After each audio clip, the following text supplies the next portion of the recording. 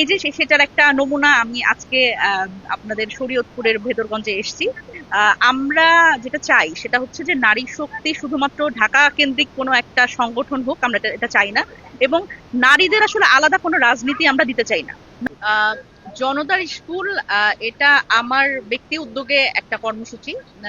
এর আগেও আসলে আমি একেবারে কমিউনিটি লেভেলে কিছু আম, এরকম কর্মসূচি নেওয়ার চেষ্টা করি। সেটার একটা সবচেয়ে বড় কারণ হচ্ছে যে বাংলাদেশের যে রাজনীতির সংস্কৃতি, সেখানে দেখা গেছে যে সাধারণ জনগণের সাথে মানুষের মানে রাজনীতিবিদ যারা, তাদের সম্পর্ক কিন্তু আসলে অনেক দূরবর্তী সম্পর্ক।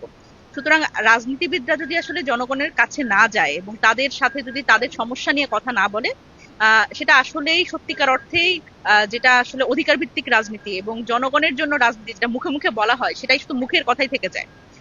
জনতার স্কুল এই কর্মসূচিটা আসলে সত্যিকার অর্থে একেবারে কমিউনিটি লেভেলে, একেবারে ওয়ার্ড পর্যায়ের একটা কর্মসূচি, যেখানে আমরা বোঝানোর চেষ্টা করি যে যারা আসলে ওয়ার্ড লেভেলে যে নারীরা আছেন বা যে পুরুষরা আছেন, তাদের জন্য সরকারের পক্ষ থেকে যে আসলে সামাজিক নিরাপত্তা কর্মসূচির আন্ডারে যেই কর্মসূচিগুলো আছে, সেগুলো নিয়ে আসলে তাদের কতটা সচেতনতা আছে। কারণ অনেক ক্ষেত্রেই দেখা যায় যে আসলে যারা নিজেদের অধিকার নিয়ে আমরা আসলে সচেতন না একেবারে তৃণমূল পর্যায়ে, তো তাদের মধ্যে থেকেই আসলে এই সচেতনতা বৃদ্ধি করা এবং তাদের মধ্যে থেকে একটা লিডারশিপ তৈরি করা, যে কমিউনিটি লেভেলে তারাই নির্বাচন করবেন, একজনকে দায়িত্ব দিবেন যে আসলে তাদের এই সমস্যাগুলো নিয়ে তারা প্রায় প্রায় বসবেন, একটা নির্দিষ্ট সময় পর পর বসবেন এবং তাদের মধ্যে থেকে একটা লিডারশিপ আসবে এবং তাদের মাধ্যমে ইউনিয়ন পরিষদের সাথে একটা সম্পর্ক তৈরি হবে। আমরা যেটা দেখি যে রাজনৈতিক দলগুলো এটার একটা সুযোগ নেয়।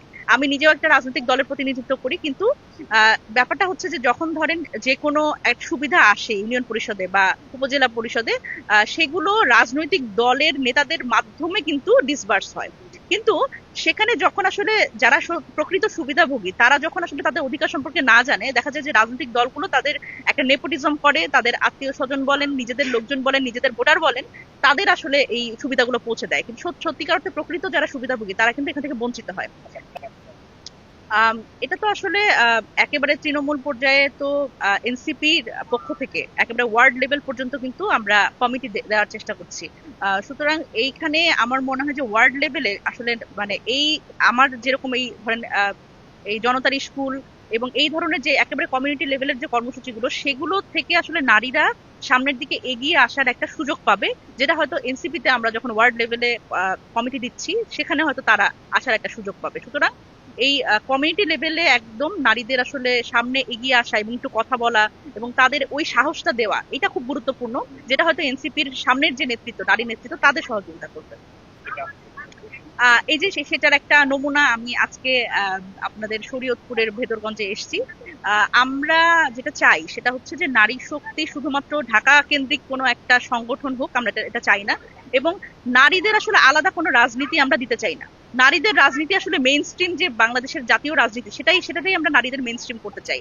আমার এই শরীয়তপুরের ভেদরগঞ্জের যে নারীটা আছে, তার নিজের অধিকার সম্পর্কে যেরকম সচেতন হতে হবে এবং রাজনীতি সম্পর্কেও তাদের আমরা সচেতন করতে চাই।